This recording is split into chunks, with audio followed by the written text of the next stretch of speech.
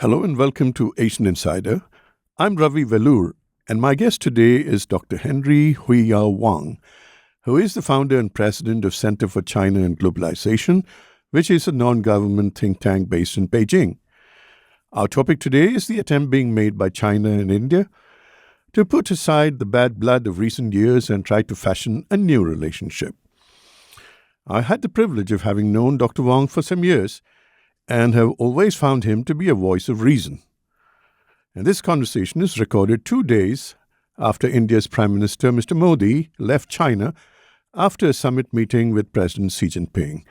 Welcome to Asian Insider, Henry. Thank you, Ravi. It's my pleasure to join you again. Thank you. Henry, President Xi and Prime Minister Modi have just met, and it was Mr. Modi's first trip to China in 7 years. Now, before we talk of this meeting and what it means, can we just go back a bit into the past? 20 years ago, I heard Premier Wen Jiabao, he described China and India as twin pagodas. And then he went on to say that when these two shake hands, the world will pay attention. Now, why do you think things went so low from that point? Yes, thank you, Ravi. This is a good question, actually. What I think is that, China and India actually, for the last number of years, there was some high time too. I remember, Modi come to Wuhan. We had some Wuhan consensus. President Xi also visited India after that. And so it was a great exchange at that time during this government as well for the last decade, 12 years of the experience. Of course, things has been deteriorated quite a bit in the year of 2000 during the COVID, and there's some bordering clashes and some arguments there. So I think the relation actually was actually quite good before COVID. Actually, I went to India consecutively for 5 years every year. I found that there's a good reception. There's a lot of Chinese companies doing business there. There's a lot of help there. But I think the deterioration comes, first of all, of course, there's some border dispute. Second, the big global geopolitical environment doesn't really help. I think since 2017, the U.S.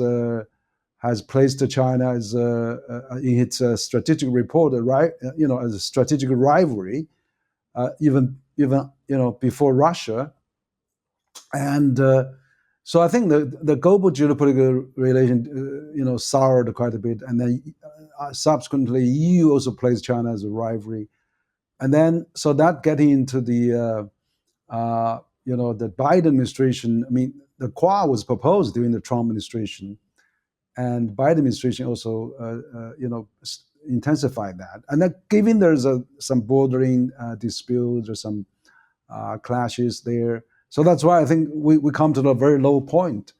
So that's there's some reasons for that, and then also the other reason I would say is COVID didn't help at all, because 3 years there's no exchanges. We was seeing a lot of people-to-people exchange deteriorate as well. So all those things are very unfortunate. But then now, I think, after all, India and China are two biggest populous countries Henry, in the before, world. can I just stop you there for a second? Sure. But, the big clash in the Himalayas took place just 3 or 4 months after the outbreak of COVID.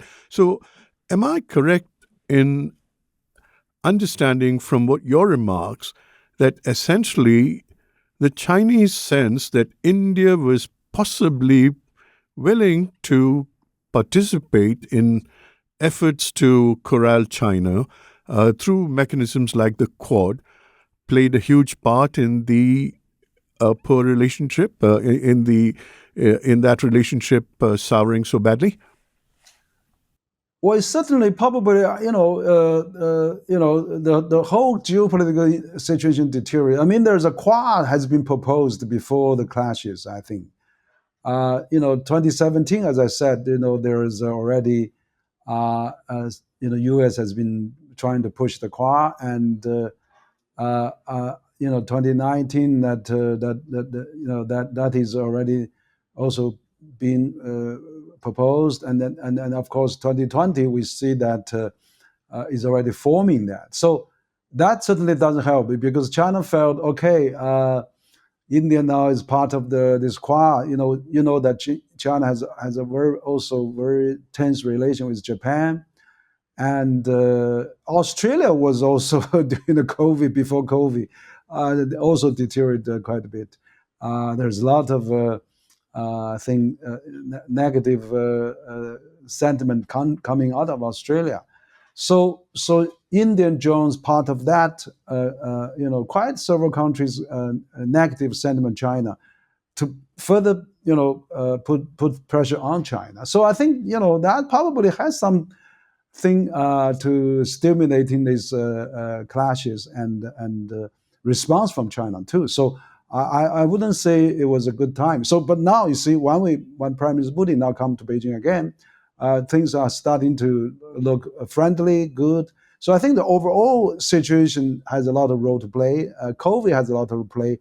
Other countries' position of the Quad, U.S., Japan, Australia, their relation with China has something to play.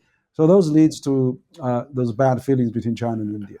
I get that. Thank you, Henry. And coming to the Modi visit to Tianjin for the summit, in your mind, what were the key takeaways from this summit? Well, I think this Prime Minister Modi's visit to China after 7 years no visit is very, very significant. First of all, the global geopolitical, economic situation has changed quite a bit.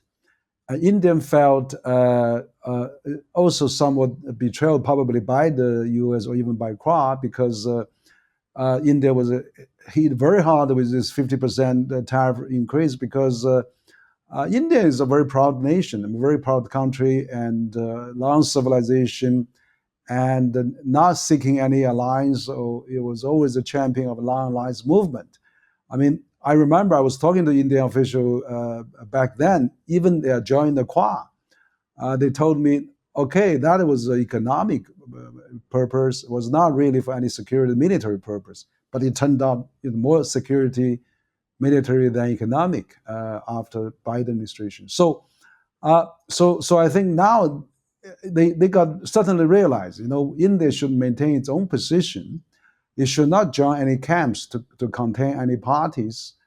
And China is the biggest neighbor, that for both India and China, the two most populous countries, we cannot relocate each other neighboring positions.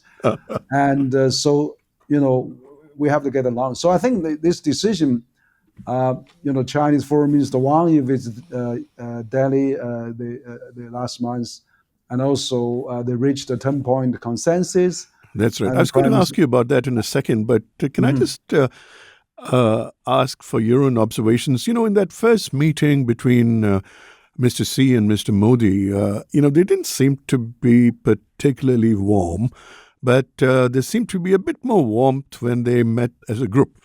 Am I correct in that assessment, or is that something that the television cameras just threw up?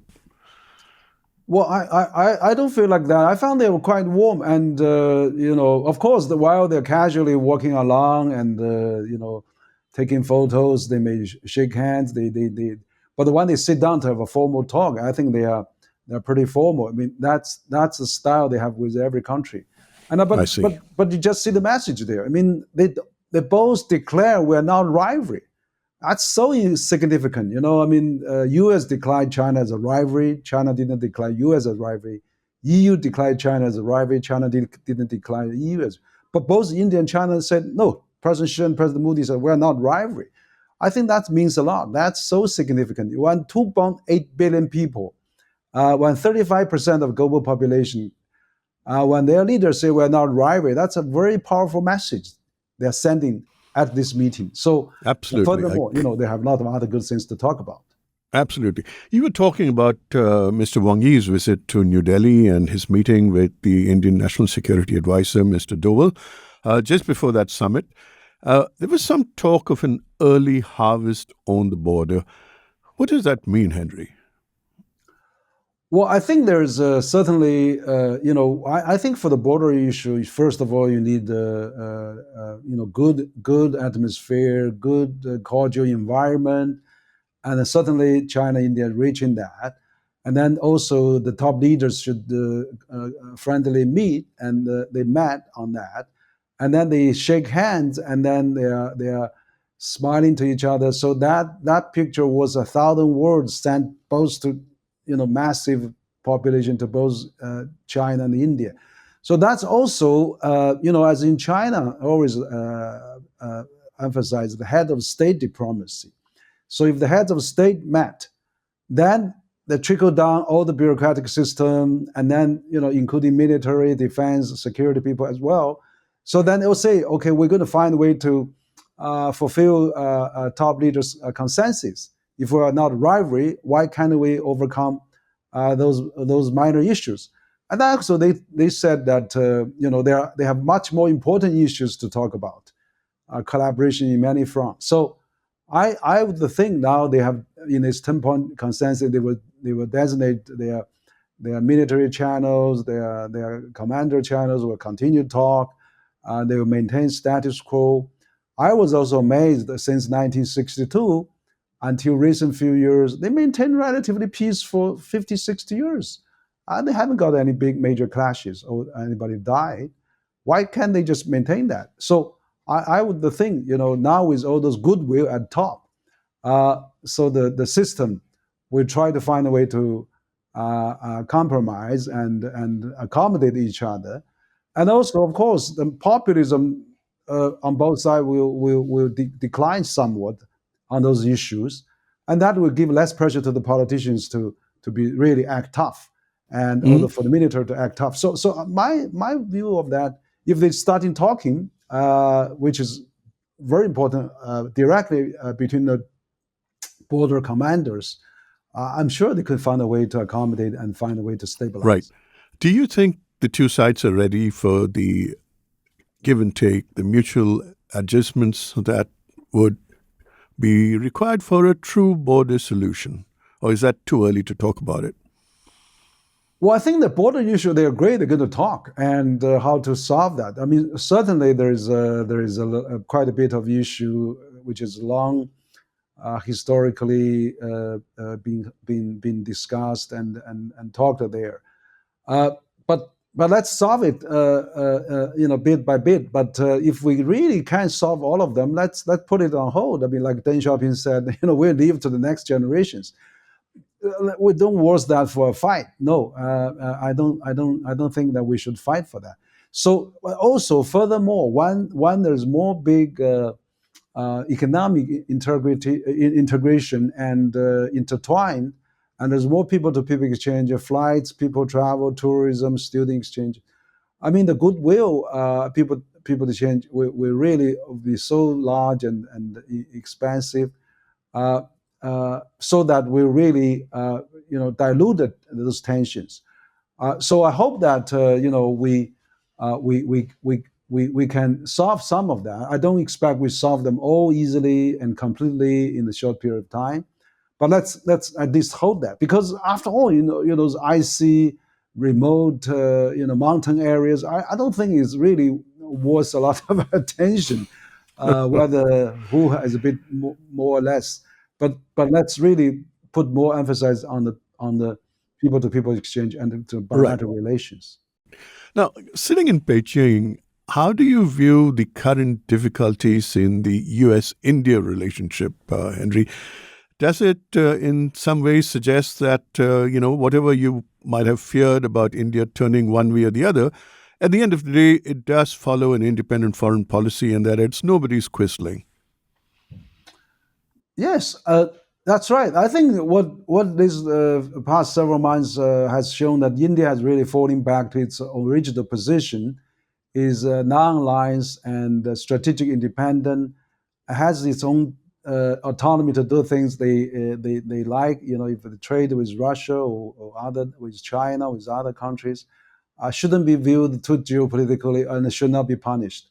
So, so I think they are coming back to that position, which is fine. You know, I think India, as a large civilization, largest, the most populous country in the world, and fastest GDP growth among the major powers, it should, you know, maintain that position and you know, keep the balance.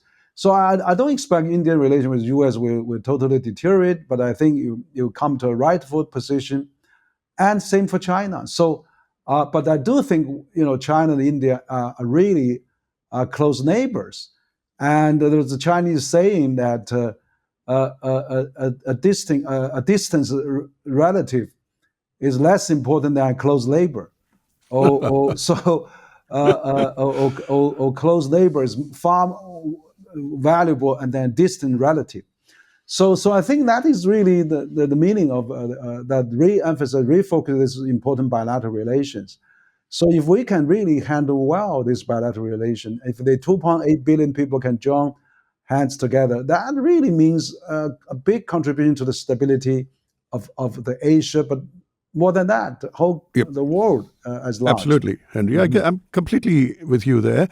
Would it also not be fair to say that China also has good reason to settle the India relationship very quickly because it is facing its own vulnerabilities, including being shut out of key markets, and that really it cannot ignore this huge Indian market that is growing, an economy that's growing more than 6% a year. Would you not agree with me on that? No. I agree with you. I think that you know, absolutely. You know, we that's why I think for Mr. Wang, you went to New Delhi and had this 10-point consensus. Also among them, you know, all those you know, all those tough issues are there that they are great to gradually meet and solve. So I think that position has been a consensus has been reached. But it certainly going to take some time. But my suggestion is we're not waiting just for that one point. We should, you know, there's 10 point. Let's consume. Let's develop. Let's expand the other 9 point all at the same time, or 8 point at the same time. So basically, it's whole comprehensive relation that we have with India as the two most populous country. So I would think we should all channels, all the platforms we're going to pursue aggressively, actively. But economically, I see huge potential, and that's where we should also focus. Yeah, I'm only half joking here, but could I ask if you think there is a third person in this relationship? Because I'm referring to Russia and Mr. Vladimir Putin, of course. And Mr. Putin was so prominent, standing between Mr. Xi Jinping and Mr. Modi at Tianjin. And, you know, that caught the world's attention. Yeah, no, absolutely. I think, you know, first of all, I would think we're getting into really into a multipolar world. I was at the Munich Security Conference when they kick off that annual report. The chairman of Munich Security Conference and myself and a few others, we actually opened that report discussion. They said this year it's a multipolar world. Okay, multipolarity is the name of the report. So multipolar world, I think the BRICS countries, particularly rising global south like India, China, and part of the Russia too, and Turkey and Brazil, South Africa, you know, India particularly, are really representing a new landscape of the world situation. So BRICS countries' GDP is already larger than G7 now, and so I think in that sense, there is a BRICS, you know, some kind of a partnership. Now there is a SCO partnership. So it's wise for India to not miss any of those new platforms. I was even hoping that India can come back to RCEP, the Regional Comprehensive Economic Partnership, which we signed a few years ago. Now ASEAN become a larger trading partner of China after that. So if India can come back to those regional economic framework, I'm sure there's a huge potential. But even more so with BRICS, now we have a BRICS bank. We have AIB. I mean, India is the largest recipient of the loans of AIB, and India has a vice president here sitting in Beijing of AIB. Correct. And also SCO is going to set up new banks. So there's many things to collaborate. And so I think that's why Russia, China, India, and other global south countries could do economically. Right.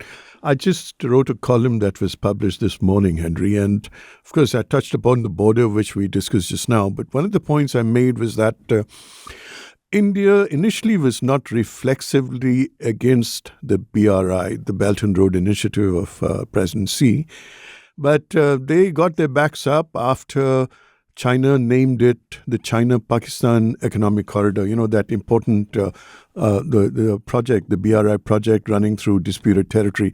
And my suggestion was that if they had not named it the China-Pakistan Economic Corridor, who knows, India might even have considered joining BRI at some point.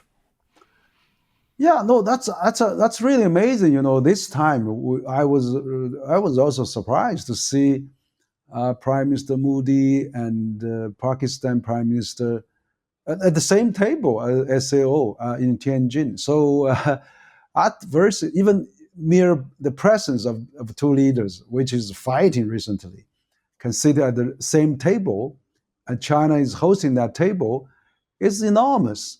So I would think, even for whole South Asia, India and Pakistan, even Bangladesh, I mean, why can't they get together?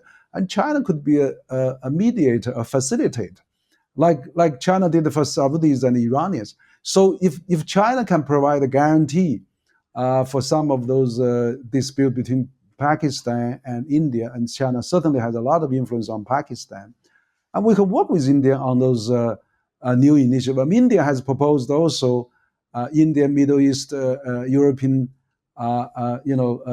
initiative of New Silk Road or Spicy Road or whatever. I mean, Belt and Road can collaborate with them, including BRI and B3W, EU Global Gateway, and India, Middle East, Europe corridor. I mean, let's join that. But at least India and China can really have a huge potential. So let's not. Well, of course, we're not exclude Pakistan, but we can certainly add India big part.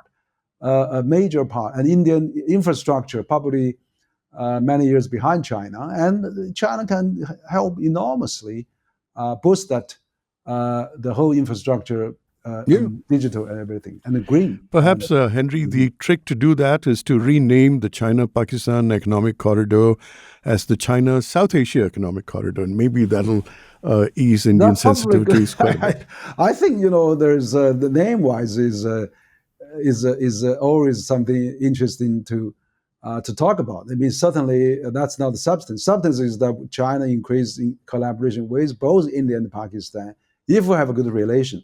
I think the reason I think China and Pakistan did that, because also there is bad feelings, mistrust already built up over many years. But now, if we can really overcome that, I think anything is possible. That we can really get into a new partnership, and then we can even help improve the relationship between India and Pakistan. And let's get Bangladesh, all the South subcontinent together, and then that would be added to Asia would be such a powerful world economic continent that is really to be the largest for the decades to come. Interesting. I have a final question, Henry. Do you think this, I don't want to call it peace, but let's say this initiative that President Xi and Prime Minister Modi have taken to somehow try and settle their differences, will it last, or do you think things might go to square one and everything will start all over again once the US and India come to some sort of a settlement on their issues, and particularly if if Mr. Trump and Mr. Xi do a grand bargain, which some people believe could be on the table. I was speaking to Ambassador John Bolton earlier this month, and he suggested that President Trump wants a big deal to happen with President Xi Jinping. Now, if that were to happen, would the rest of it just go back to where it was before? No, I think that's not likely because first of all, India it's a wake up call for India, and so India felt it's good to maintain its traditional position, non-allies, and take no sides, and partner with everyone. That's a good approach India has, and certainly for China, you can see China got another boost after yesterday victory parade. They are not making any compromise on expense of neighbors, of your other things. China has its own peaceful and principled position. Certainly China wants to improve relation with U.S. and China has always wants to do that. China didn't place U.S. as a rivalry, but China doesn't want to say, okay, because of China, U.S. get together, then let's aim at the India. No, I don't think that's going to happen. So I think that, as I said, you need to maintain all those good relations. So China certainly would love to, that's why President Xi proposed this global governance initiative. Is really, let's do more economically. That's China's doing, with SCO, now it's SCO Bank, with BRICS, there's a new development bank, with AIB, with RCEP, with Belt and Road Initiative. So let's get an economic alliance rather than secure alliance. Whereas U.S. is pushing for Quad, for AUKUS, for Camp David, Japan and South Korea. But I see Trump is also pushing for economic now. But he's using the unilateral approach, tariff approach. China certainly announced 53 countries, zero tariff to China. So I think we could get more bilateral trade, FTA between China and India. We could seal RCEP into that. And then let's really work on economics. That's wonderful conversation. Thank you very much, Dr. Henry Wang, and thank you for coming on Asian Insider. Thank you, Ravi. Thank you for your good interview. Thank you.